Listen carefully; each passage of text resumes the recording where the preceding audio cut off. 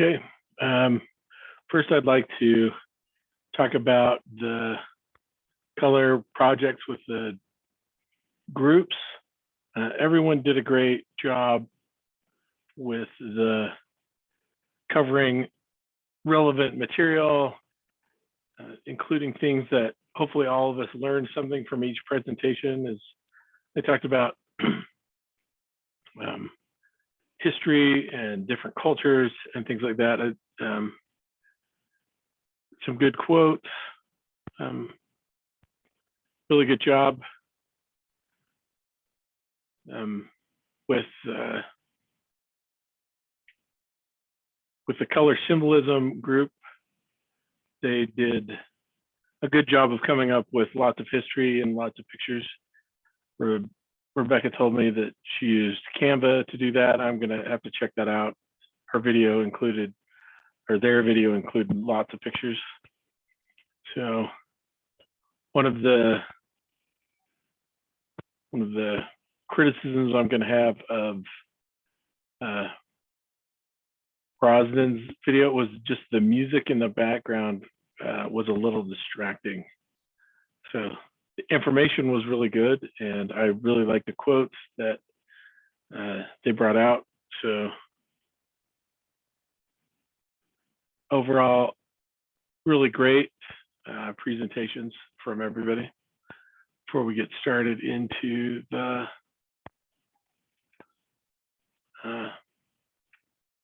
color section for this, or the color module, this class. So yeah, let's get started.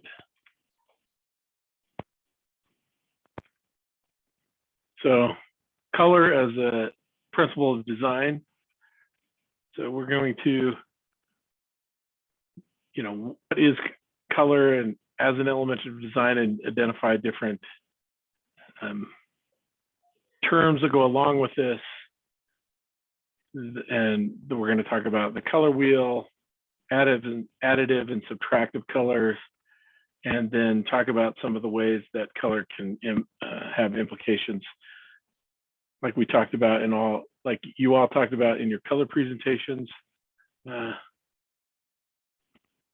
of the stuff that I'm going to talk about today is pretty basic compared to what most of you covered in that. And so I'm not sure that I'm going to give any of you new information, but we'll go through this pretty quickly.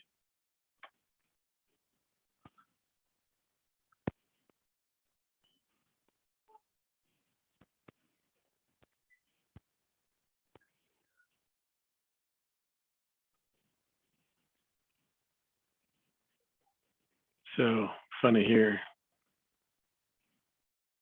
Color is really important, but this puts it in a little bit of perspective, not always that important.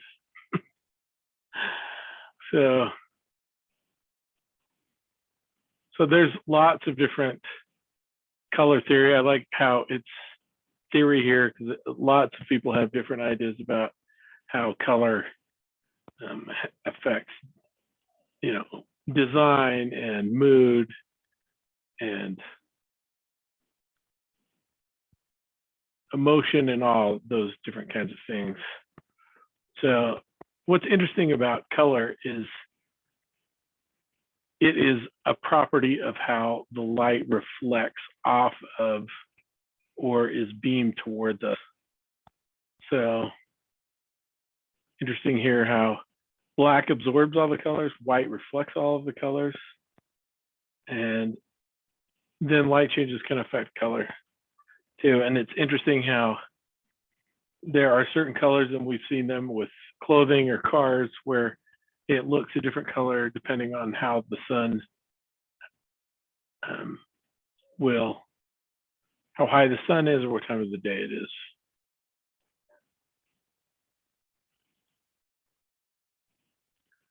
It's interesting, I have a tree that outside it looks fairly dark, the color yellow of the leaves, but it was inside. It was interesting as you came inside and the light shining through the leaves totally changed the way the leaves of that tree look. So here is Claude Monet, and we see the same things painted with different colors. We could say either different times of the day or different times of the year as he painted these. trees.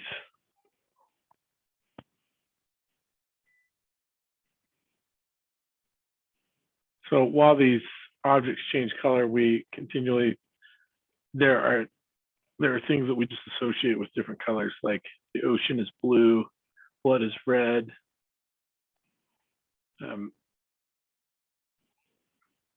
Like you say here that grass is green. So here we can show that the light or the colors around or the colors that are surrounding, they can change to appear to be different colors. So it's interesting here.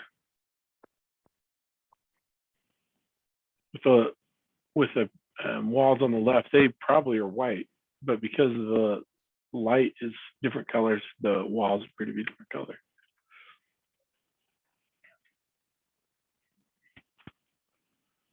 So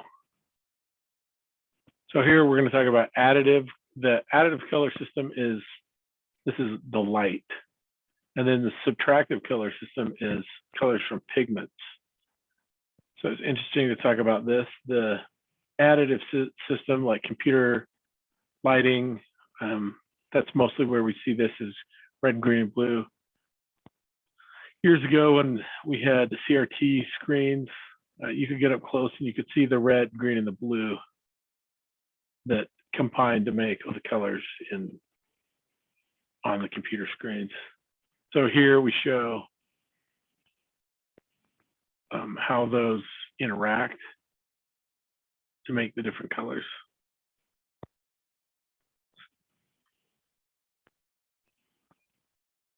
Interesting is with full light, it's going to be white, whereas we take away colors, that's what's, as we take away different spectrums of light, that's where we change the color on the light or the additive system.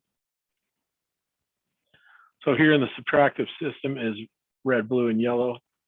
We've heard the primary colors. Here's a color wheel to show those, and then how those are, as we mix those together, it creates different colors. So it's interesting to look. So this is a screenshot of a color picker in any of the number of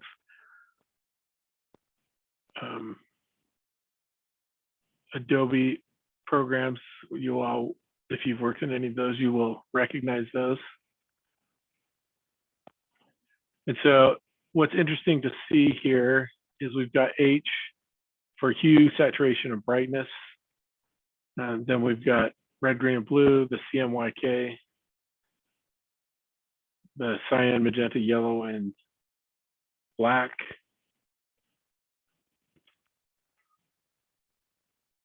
So then we've got lightness, B, and saturation.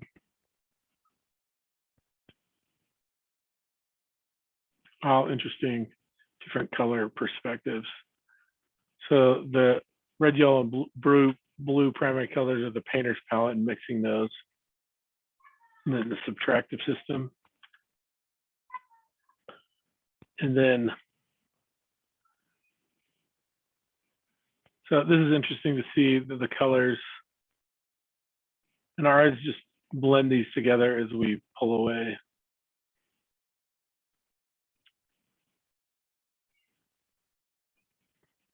So here again is the sequence of hues in the visible color spectrum.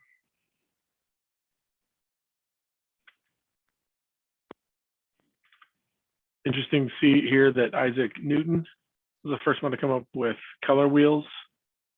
And you can see how he did his red, yellow, and blue here, 1866. So this is the color wheel that created by Johannes Itten in the 20th century that many people use today.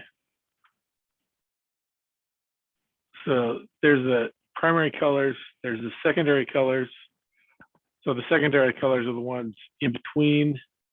And then, so we've got yellow and orange, red, purple, blue, and green are the secondary colors. And then we've got tertiary colors, which are combinations of those secondary colors.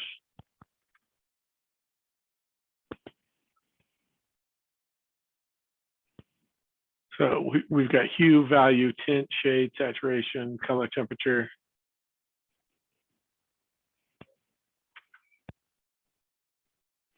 So here we have in shade, the relative lightness or darkness of a color. And here we have tints, which are, this is the same value of red. It's just that there's more on the left than there is on the right. So that increases the intensity. The more, obviously, of those we have.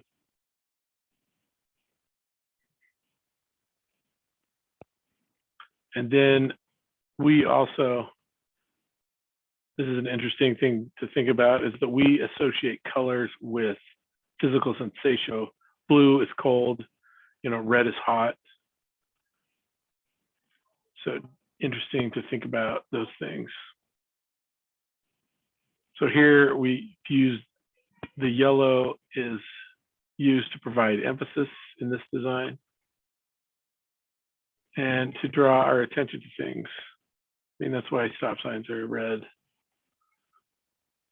and yield signs are yellow, because they draw our attention. These are the types of things that if you saw in nature, and this is supposedly one of the theories is this is based on evolution, and those types of colors that would create danger or safety, we still tend towards those types of colors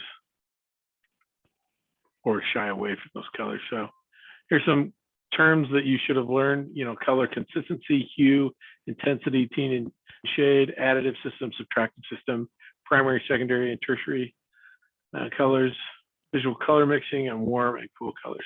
So appreciate your time. Thanks for all your interaction in the class. It's been a great semester so far. Thank you.